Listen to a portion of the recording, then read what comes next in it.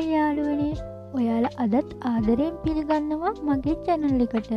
ඔන්න අදත් ඉතින් ලස්සන log එකක් අරගෙන ආවා. එන්නකෝ බලන්න අපි මේ කොහෙද ගියේ කියලා.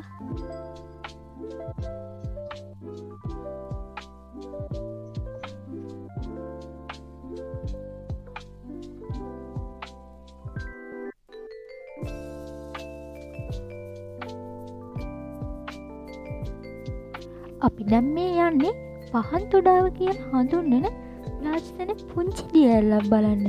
මේක තියෙන්නේ බලංගොඩ නගරයේ ගලගම කියන පුංචි ගම්මානයේ.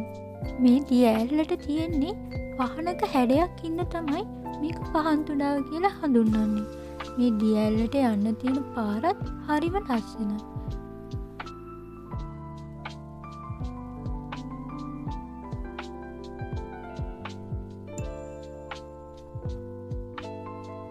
මේ දියැලට යන්න කලින් අපිට ටිකට් එකකුත් ගන්න ඕනි. ඒ වගේම වැහි කාලවලදී මේ දියැලට යන්න දෙන්නේ නැහැ. වගේම මේ දියැලට යන්න තියෙන පාර හරිම ලස්සනයි.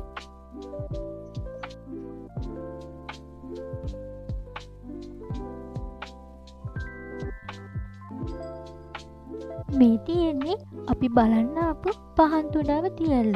ඔයාලත් බලන්නකෝ මේ දියැල ලස්සනද කියලා. ඒ වගේම මෙතන ලස්සන ෆොටෝස් සීමත් ගන්න පුළුවන්. දිගටම වීඩියෝ එකත් එක්ක රැඳිලා එන්නකෝ.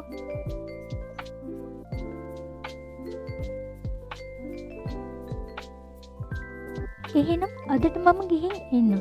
ආයෙත් අලුත් vlog එකකින් හමු වෙනකම් ඔයාලා පාරේ ඉන්න. බයි.